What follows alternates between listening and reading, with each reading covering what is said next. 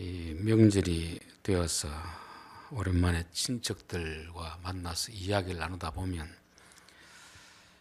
참 화기애애하게 좋은 시간을 보낼 수도 있지만 어떤 경우는 다툼이 될 수가 있습니다.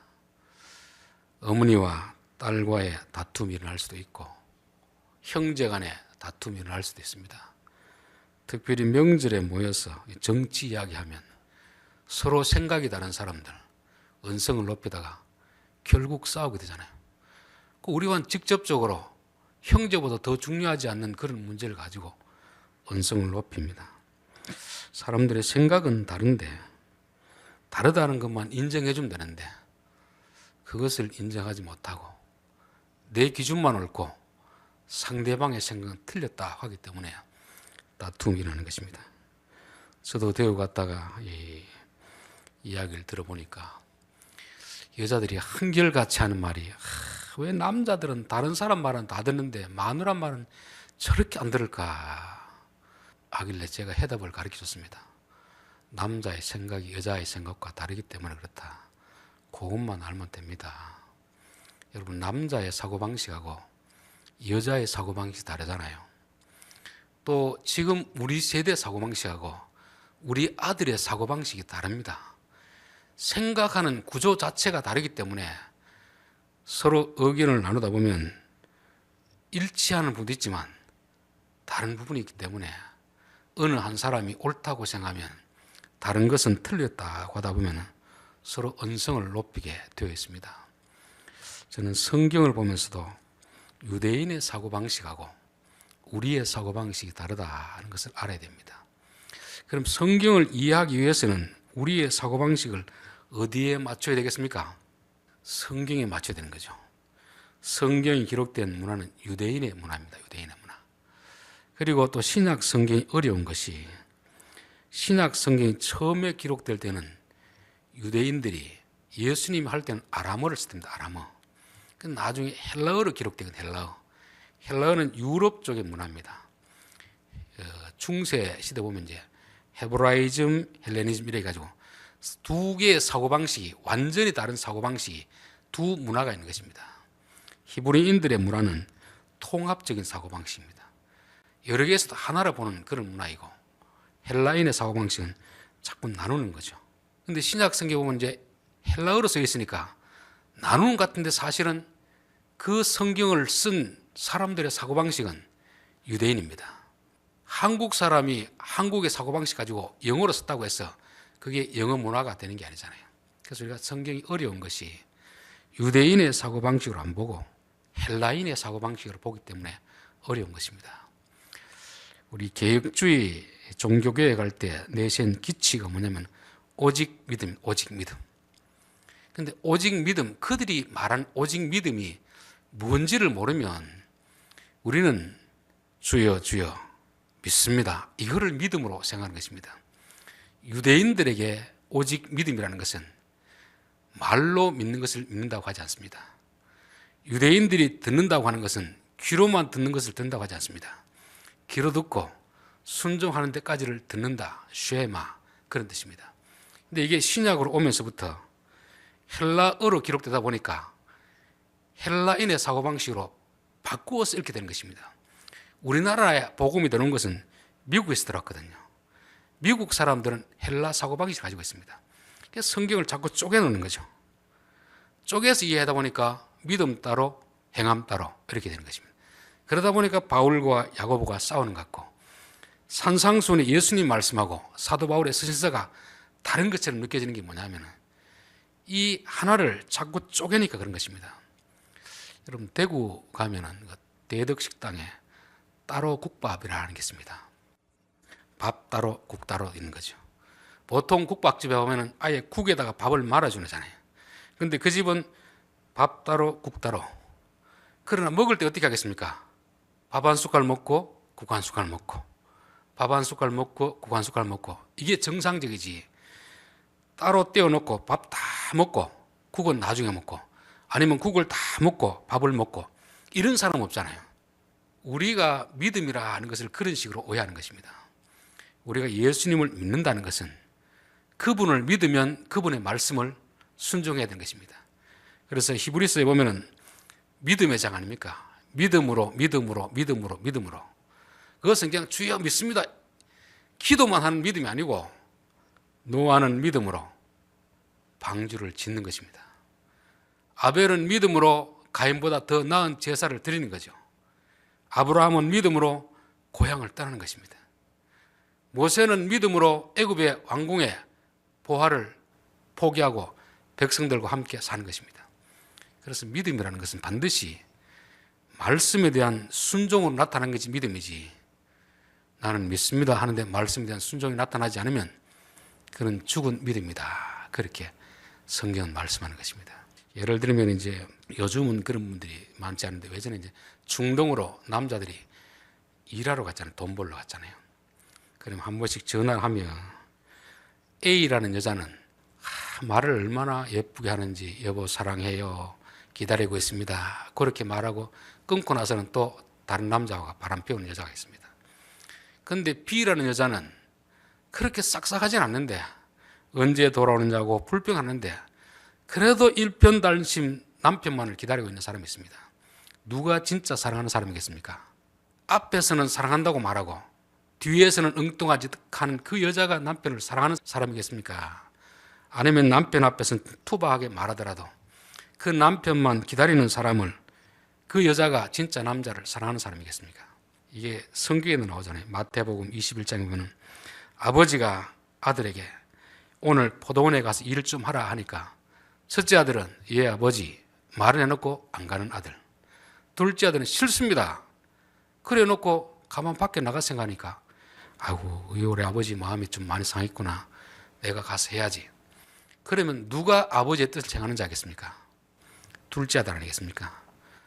그래서 이 말을 듣는 거하고 믿는 거하고 행함, 순종은 같이 가는 것이지 따로따로 가는 것이 아니라는 것입니다. 그래서 예수님도 주여 주여 하는 자마다 다 천국에 들어갈 것이 아니고 말로만 백날 주여 믿습니다 해도 천국에 들어가는 게 아니라는 겁니다. 아버지의 뜻대로 행하는 자라야 들어가리라.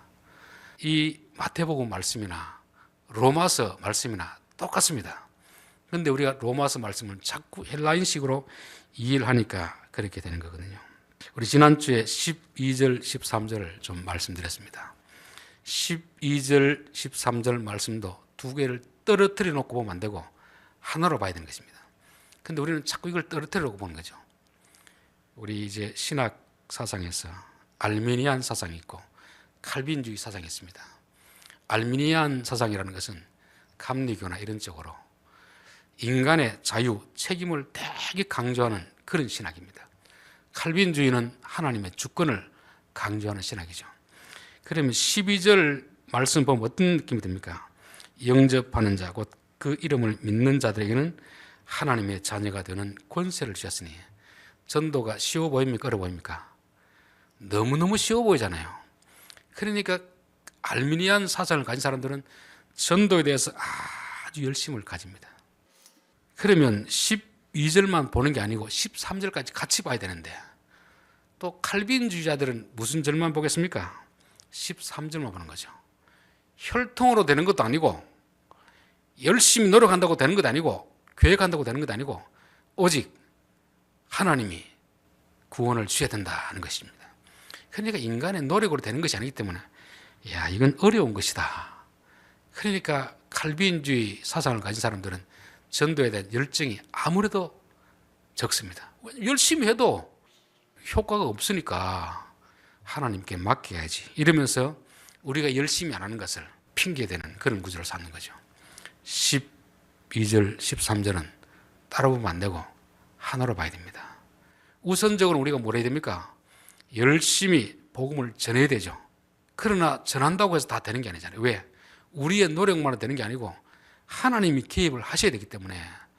그래서 이 두 절을 그대로 다 받아들인 유대인의 사고를 보면 전도는 쉬운 것 같지만 참 어렵다.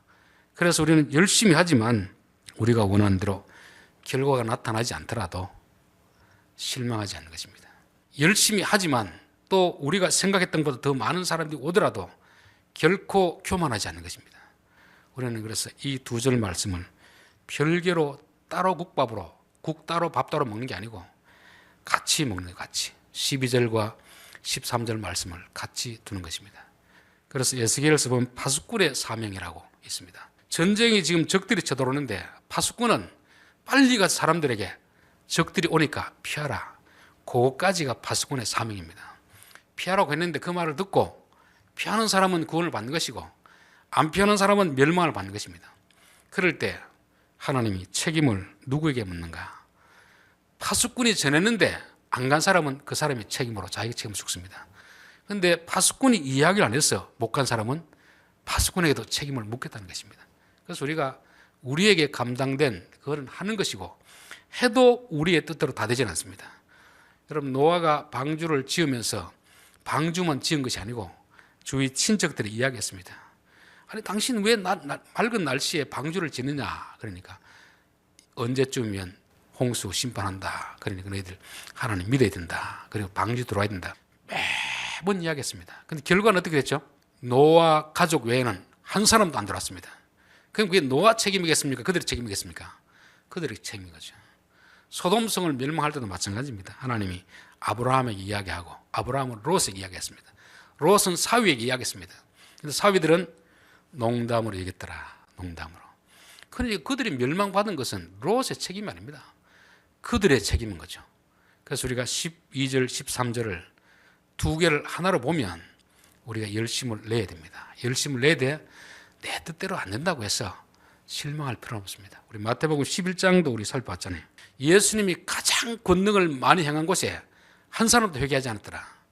우리를 보고 얼마나 실망이 됩니까? 예수님이 아무리 노력해도 하나님이 오케이 해야 되는 거지. 하나님 오케이 하면 안 된다는 겁니다. 하나님 누구에게 오케이 하겠습니까? 어린아이처럼 겸손한 자에게는 열어주시고 스스로 똑똑하던 사람에게는 안 열어주는 것이 이게 하나님의 뜻인 것입니다. 전도는 하나님의 뜻이 나타나도록 하는 것이 내 뜻이 나타나도록 하는 게 아니잖아요. 그래서 우리가 12절, 13절을 하나로 보는 것이 필요하고 오늘 14절 말씀이 육신이 되어 우리 가운데 거하심에 우리가 그의 영광을 보니 아버지의 독생자의 영광이요 은혜와 진리가 충만하더라. 말씀으로 계셨던 예수님이 이 땅에 오셨습니다. 왜 오셨습니까? 우리를 구원하기 오셨죠. 구원해주고 다시 천국 올라갔습니까? 그 자리에 우리 가운데 거한다는 겁니까? 우리 가운데 거한다는 거죠. 우리와 함께 살고 싶다는 것입니다. 즉 우리와 함께 살면서 이 땅에서 천국을 세워가고 싶은 것입니다. 우리가 천국이라고 하면 천국에 대한 생각도 사람들마다 생각이 조금 다릅니다. 안 믿는 사람들은 어떻게 생각하냐면 천국이라고 하면 이 땅에 좋은 문화시설, 좋은 휴양시설 그런 걸 만들려고 하는 것입니다. 유토피아라고 그러죠. 이 땅에 천국을 만들려는 그런 사람들이 있습니다. 그런 천국은 있을 수가 없는 것이죠.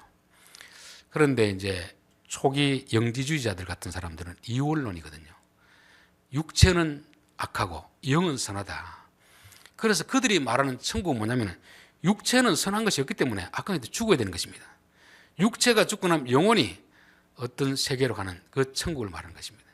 이게 불교의 극락 개념과 비슷하거든요. 그런데 우리나라 사람은 어떻습니까?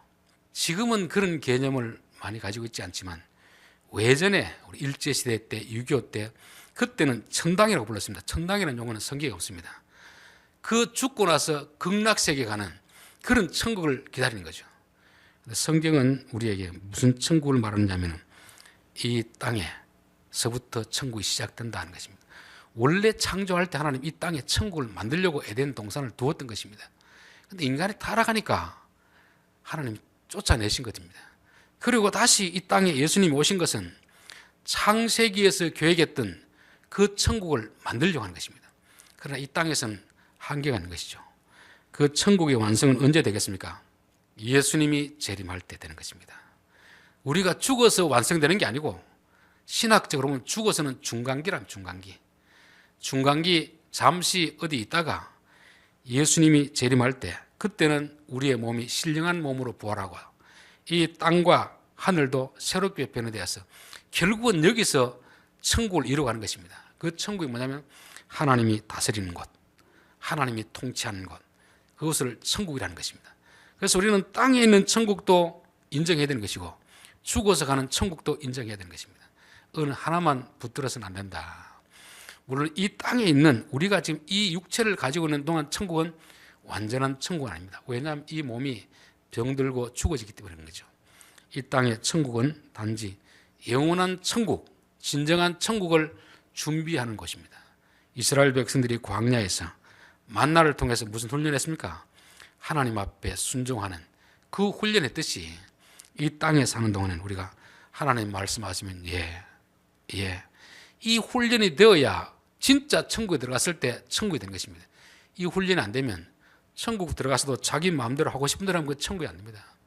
그래서 성경이 말하는 하나님 나라는 좋은 시설이 되어 있는 것이 아니고 하나님의 통치에 순종하는 사람들, 그 사람들이 하나님 나라의 백성이 되는 것입니다.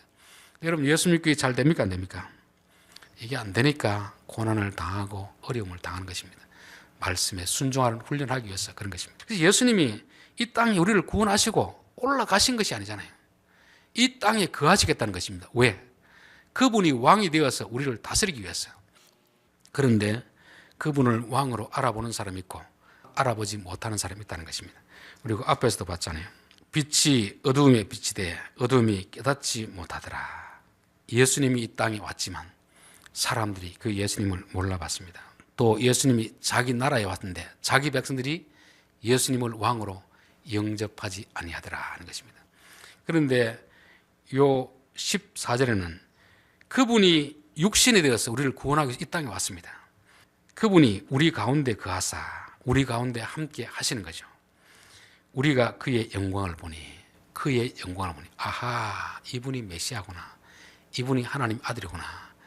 우리는 아는데 누구는 모르겠습니까? 그들은 모르는 거죠. 그들은 영적인 소경이기 때문에 모르는 것입니다. 지금도 예수님을 믿는 사람이 있고 예수님 믿지 않는 사람이 있습니다. 그의 영광을 본다는 것은 그분의 존재 자체를 우리가 받아들이고 아는 것을 말씀하는 것입니다. 그래서 하나님이 열어준 사람들에게는 예수님이 메시아인 것이 믿어지는 것이고, 열어주지 않은 사람은 여전히 예수님이 메시아인 줄 모르는 것입니다. 참 신기한 것은 유대인들은 지금까지 예수님을 메시아로 믿지 않습니다. 또 우리가 어떻게 믿어지겠습니까? 지구 반대편에 있는 우리가 어떻게 예수님이 메시아인 줄 믿어지겠습니까? 그 땅에서 태어나고 성경에도 분명히 예언된 말씀인데 구약 성경을 붙들고 있는 사람들이 그 메시아를 못 믿는데 우리가 어떻게 믿어지겠습니까? 우리의 노력으로 믿어지는 겁니까? 혈통으로 믿어지는 겁니까? 아닙니다. 하나님이 은혜 주시기 때문에 믿어지는 것입니다. 그것보다 더 큰 복이 어디 있겠습니까? 예수님을 보고 나서 이분은 하나님의 아들이구나, 이분이 메시아이구나, 이분이 장차 오실 왕이구나, 그거를 믿어지는 것이 바로 그의 영광을 보는 것입니다. 아버지의 독생자의 영광이 은혜와 진리가 충만하더라. 우리가 성경을 보면서도 이제 하나 오해하는 단어가 독생자라는 겁니다. 독생자. 우리는 독생자라고 하면 어떻게 생각합니까? 하나뿐인 아들, 외아들로 생각하잖아요. 성경이 말하는 독생자는 그런 의미가 아닙니다. 독생자라는 것은 예수님과 하나님이 성이 같다는 거예요. 성이 김씨이치성이 아니고 신성이라는 측면에서 같다는 것입니다. 예수님과 하나님이, 예수님 비록 땅에 왔지만 그분은 생물학적으로는 종이 같다. 종. 여러분, 개도 다 같은 개가 아니잖아요. 개도 똥개가 있고 진돗개가 있고 이게 종이 다 다르잖아요. 신이라는 것도 이방인들이 믿는 신은 용왕신이 있고 산신이 있고 마을마다 동자신이 있고 신이 다 다릅니다. 그러나 예수님이 독생자라는 것은 예수님과 하나님이 같은 신성을 가진 분이다. 그러니까 하나뿐인 아들이 아닙니다. 하나님과 예수님과 동일한 본성, 동일한 권능, 동일한 모든 걸 갖추고 있기 때문에 독생자라는 것입니다. 그래서 독생자라는 말이 단순히 외아들, 하나뿐인 아들이라는 의미가 아니고 헬라어로 보면 독생자는 바로 똑같은 종, 똑같은 신성을 가진 분이다 하는 것을 말씀하고 있습니다. 자, 14절. 독생자의 영광이요 은혜와 진리가 충만하더라. 그분에게는 은혜와 진리가 충만하더라 하는 것입니다. 사실 은혜라는 말하고 진리라는 말은 좀 상반된 반대적인 개념입니다. 은혜는 우리에게 무조건적으로 아무것도 한 것이 없어도 그냥 주는 것이 은혜입니다. 진리, 법은 뭐겠습니까? 지키면 주고 안 지키면 벌을 내고, 이게 진리거든요. 율법의 다른 말이 진리인 것입니다. 그런데 예수님에게는 은혜와 진리가 충만하더라.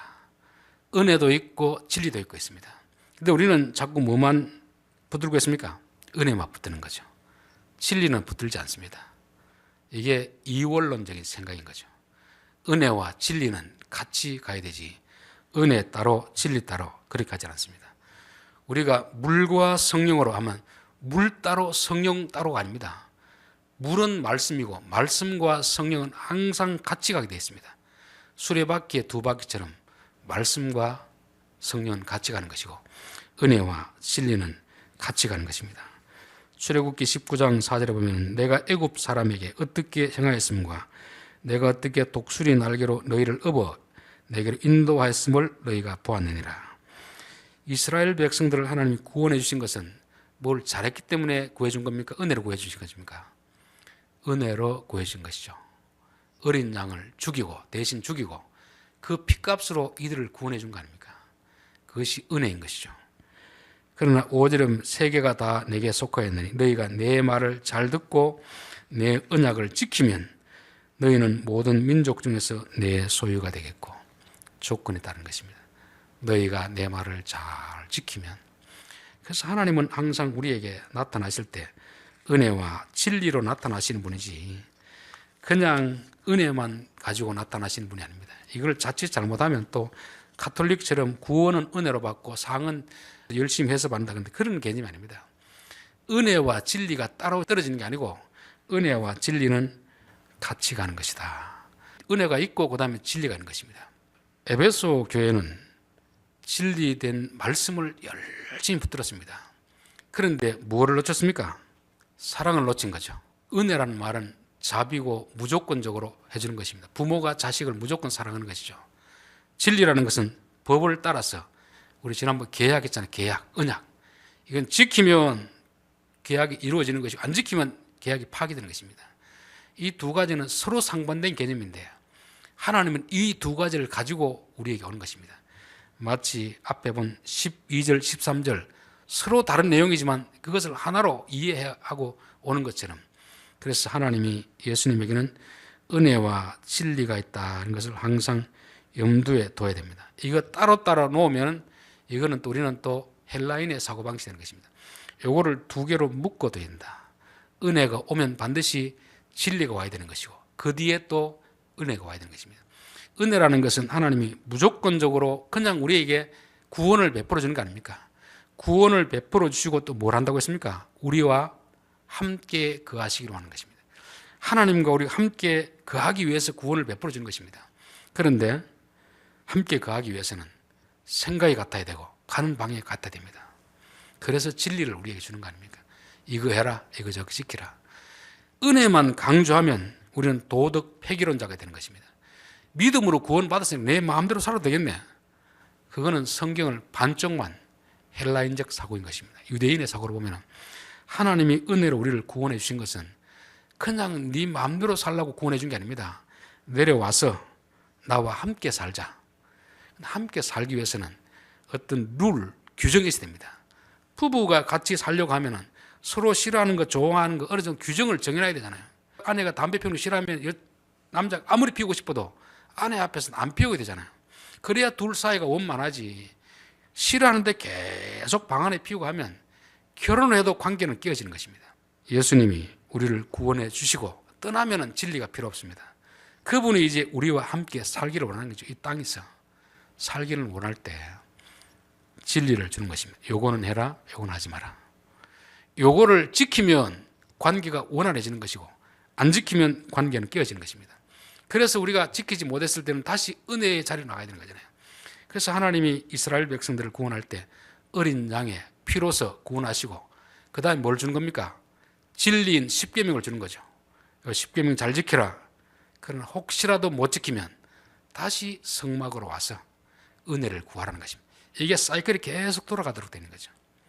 그런데 우리는 어느 하나만 붙들다 보니까 진리만 붙들며 율법주의자가 되는 것이고, 은혜만 붙들면 도덕 폐기론자 같은, 구원파 같은 그런 종교를 하게 되는 것입니다. 이 은혜와 진리는 같이 가는 것이다 라는 걸 항상 기억해야 됩니다.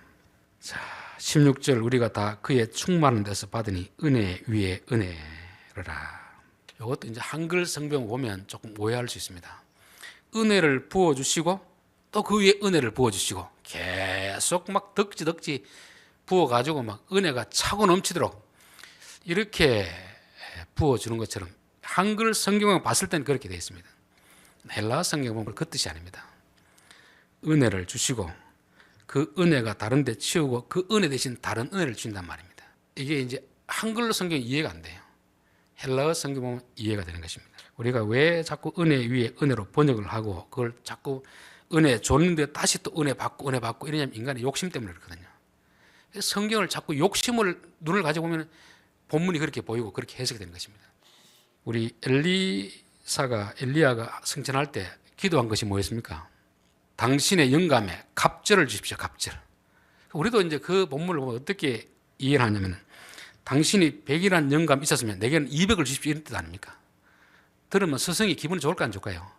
이놈이 나보다 나이도 어리고 신앙 연수도 짧은데 스승만큼만 스승에 내가 꼬리만 밟아도 만족해야 되는데 스승보다 2배를 달라고 하니까 얼마나 교만한 것입니까? 그런데 엘리사가 구하는 것은 그런 뜻이 아니거든요. 이스라엘 백성들에게 갑절이라는 말은 장자의 명분입니다. 장자의 명분. 아들이 둘이 있으면 아버지가 장남에게는 2배를 줍니다. 차남에게 만약에 100을 주면 장남에게 200을 주게 돼 있어요. 그것은 장남이 이뻐서 주는 게 아니고 아버지가 돌아가면 장남, 너가 아버지 역할을 감당하라는 것입니다. 아버지 역할을, 아버지의 사명을 너가 대신에 사라고 2배를 주는 거지 장남이니까 이쁘다고 주는 게 아닙니다. 그럼 엘리사가 갑절의 영감을 구했다는 말은 무슨 뜻이겠습니까? 그곳에 있는 선지 생도들이 얼마나 많이 있습니까? 스승님, 저에게 선지자에서 장남이 되게 해주십시오.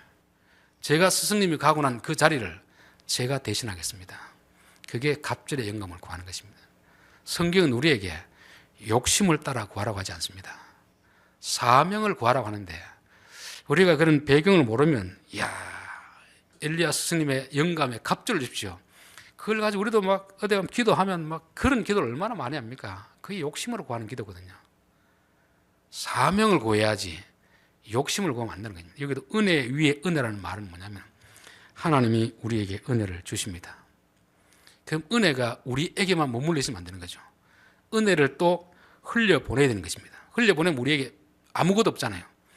그럼 앞에 은혜 대신에 대체해서 새로운 은혜를 준다는 말입니다. 그래서 이게 위에라는 말은 안티라는 말인데 위에라는 개념이 아니고 대신해서 앞에 은혜를 대신해서 새로운 걸 주겠단 말입니다.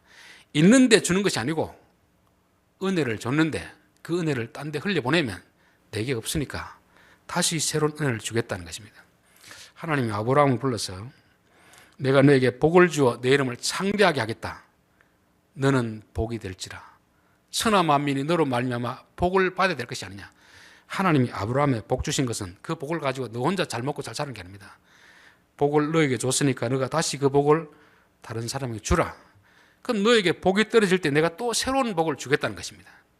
복에 복을 준다는 것은 그냥 계속 복을 쌓아주는 게 아니고 내가 너에게 주는 복, 그 너에게만 두지 말고 다른 사람에게 주면 너에게 없는 빈자리에 새로운 더 좋은 은혜를 주시겠다는 것입니다.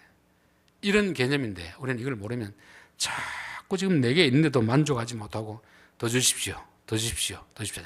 이게 어리석은 부자 아닙니까? 하나님이 그렇게 많이 줬는데 나눌 줄 모르고 자기만의 창고를 쌓다 보니까 하나님 그의 생명을 거두고 가는 겁니다. 그래서 하나님이 은혜를 주시고 그 은혜를 대신해서 다른 은혜를 준다는 것입니다. 주신 은혜를 가지고 이제 다른 데 줘라 하는 것이 아닙니까? 그래서 마태복음 18장에 보면은 1만 달란트 빚진 자의 비유가 나옵니다. 1만 달란트 그러면 지금으로 말하면 엄청난 우리가 평생 벌어도 갚을 수 없는 그런 빚을 탕감해 준 거죠. 은혜를 주신 것입니다. 그러면 그 은혜를 어떻게 되죠? 감옥에 나와서 자기에게 100데나리온 빚진 자의 은혜를 베풀어야 되는데 그 은혜를 안 베풀더란 말입니다. 그러니까 왕이 그 임금을 듣고 너 다시 감옥에 들어가라. 너는 은혜 받을 자격이 없다는 것입니다.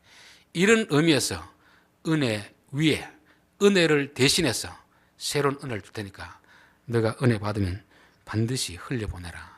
복을 받았으면 반드시 흘려보내라. 이게 우리 성도들의 사명이 되어야 될 줄 믿습니다. 율법은 모세로 말미암아 주어진 것이요 은혜와 진리는 예수 그리스도로 말미암아 온 것이라. 율법과 진리에 대해서 나오는데 율법은 모세로 말미암아 주신 것이요 은혜와 진리는 예수 그리스도로 말미암아 온 것이라. 율법도 뭐였습니까? 은혜로 구원해 주시고 나서 하나님과 백성 사이에서 하나님이 성막 사이에 거하시면서 같이 살아야 되는데 최소한 요거는 좀 지켜다오. 너와 같이 살기 위해서는 내가 요거 싫어하고 요거 좋아하니까 요거 지켜다오 하는 것입니다. 근데 우리가 이제 율법이라고 하면 좀 부정적인 그런 이미지가 있잖아요. 모세가 준 율법은 자기들 스스로 지켜야 되는 것입니다. 그러니까 얼마나 힘들겠습니까? 그러나 예수님이 주신 은혜는 은혜를 주시고 나서 그 다음에 진리를 주신 거지만 진리는 은혜는 거의 비슷한 말인데 진리는 예수님 자체를 말하는 것이고 율법은 모세가 주고 너희들이 한번 지켜봐라는 것이 안다면 진리는 나를 따라오라 하는 것입니다. 그래서 신약에 보면은 계명을 지키는 것은 어려운 것이 아니로다. 왜 어렵지 않겠습니까? 내 스스로 하려고 하면 어려운데 예수님이 우리보다 먼저 가시면서 요렇게 해라 저렇게 해라 본을 보이시니까 쉬운 것입니다. 어느 목사님이 이제 건강을 좀 챙기기 위해서 헬스장을 갔습니다. 헬스장을 끊어놓고 레슨을 받으려고 하니까 뭐 10번 받는데 100만 원이 이래가지고 감이 엄두가 안 나가지고 자기 혼자 열심히 했답니다. 2달을 하고 난데도 도무지 효과가 나타나지 않고 오히려 어깨만 막 근육 다치고 이래서 고민하고 있는 가운데 어떤 분이 돈을 주면서 목사님 이 돈은 다른 데 쓰지 마시고 레슨 받는 데 쓰십시오. 그래가지고 레슨을 받으니까 자기가 지금까지 했던 게 다 거꾸로 했답니다. 행동을 했는데 이게 들어 올리고 땡기고 할 때 숨을 내쉬고 들이쉬는 게 이게 자기 반대로 했다는 거예요. 반대로 하니까 얼마나 어렵겠습니까? 그래서 레슨을 받으니까 너무너무 재미있다고 그럽니다. 여러분 율법과 진리는 이 차이입니다. 율법은 내 스스로 막 지키려고 하다 보니까 너무너무 힘든 거 아닙니까? 그래서 율법을 지키면서 이게 내 힘으로 못 지켰구나. 그래서 못 지키는 걸 깨닫는 사람들이 예수님 앞에 가는 것입니다. 예수님 앞에 가면 은혜를 부어주시는 거죠. 은혜 부어주시고 나서 이제 율법을 주는 것입니다. 그러나 율법을 주실 때 네가 알아서 한번 지켜봐라 그렇게 하지 않습니다. 내가 이렇게 하는 거 보고 잘 따라해라. 예수님은 우리의 수준까지 내려와셔가지고 한 걸음 한 걸음 그렇게 다 해결하는 것입니다. 그래서 그분에게 우리에게 주시는 그 순간순간의 말씀을 순종하다 보면 우리가 나중에 되면 이야 내가 이 정도까지 수준이 올랐나 싶을 정도로 그렇게 인도하시는 분이 예수님이라는 것입니다. 그래서 저는 악기나 운동은 역시 돈이 좀 들더라도 코치하게 배워야 된다. 선생님한테 배워야 된다. 내 스스로 하려고 하다 보면 얼마 못 가서 포기하게 되는 거 아닙니까? 율법도 마찬가지입니다. 우리 스스로 한번 지켜보겠다고 얼마 못 가서 포기하게 되는 거죠. 그래서 율법의 결론은 누굽니까? 모세와 세례요한 아닙니까? 죽음입니다. 죽음. 모세도 죽고 세례는 죽습니다. 나 혼자 율법을 지키려고 하면 지킬 수가 없습니다. 율법을 통해서 우리가 내가 참 무능한 존재구나. 연약한 존재구나. 주님과 함께하기 위해서는 이 법을 지켜야 되는데 내 스스로 안 되는구나. 그래서 먼저 은혜를 받는 거죠. 은혜의 또 다른 말이 뭡니까? 사랑 아닙니까? 사랑. 그분의 사랑을 받으면 이제 우리도 사랑하게 되고 여러분 사랑하면 쉬울까요? 어려울까요? 남녀가 사랑하면 한강변에 밤새도록 그 강변을 지키고 있습니다. 사랑하지 않는데 밖에 지키라고 하면 지키겠습니까? 못 지키는 거 아닙니까? 그래서 우리가 주님을 사랑하면 계명을 지키는 건 쉽습니다. 사랑하지 않으면 이것만큼 어려운 것도 없어요. 그래서 저는 예수 믿는 사람들은 이미 예수를 믿었기 때문에 이제 죽을 때까지 교회를 다니야 되거든요. 못 나가거든요. 하나님 은혜 좀 주십시오. 은혜가 없으면 내가 얼마나 힘든지 모릅니다. 그러니까 은혜 좀 주십시오. 은혜를 받고 성령 충만해야 신앙 생활하는 것도 재미있고 우리의 믿음도 자라고 그렇게 되는 것입니다. 예수님 우리에게 그 하기 위해서 오신 것입니다. 율법은 모세로 말미암아 주어진 것이요 은혜와 진리는 예수 그리스도로 말미암아 온 것이라. 그 위에 은혜 대신해서 은혜는 뭐냐면 은혜 주시고 진리를 주잖아요. 그럼 진리를 따라 잘 행하면 더 큰 은혜를 주시는 것입니다. 근데 복을 줬는데 행하지 않으면 있는 것도 빼앗아가 버린 것입니다. 더 적은 은혜가 임하게 되는 거죠. 그래서 은혜 있는 이 은혜보다 더 큰 은혜를 받기 위해서는 은혜 다음에 주시는 진리의 말씀을 하나님에게 한번 순종해 보겠습니다. 순종해 보겠습니다. 순종하면 더 큰 은혜를 주신다는 것입니다. 기도하겠습니다. 하나님 아버지, 하나님은 우리와 함께 거하시기를 원합니다. 그리하여 하나뿐인 아들, 하나님과 동일한 본성을 가진 아들을 이 땅에 보내주셨습니다. 우리를 구원하기 위하여서 기꺼이 희생하시고 또 우리와 함께 하시기를 원하시는 하나님, 우리가 함께 하기 위하여서는 진리를 지켜야 되는데 우리 스스로 우리의 노력은 너무 힘이 듭니다.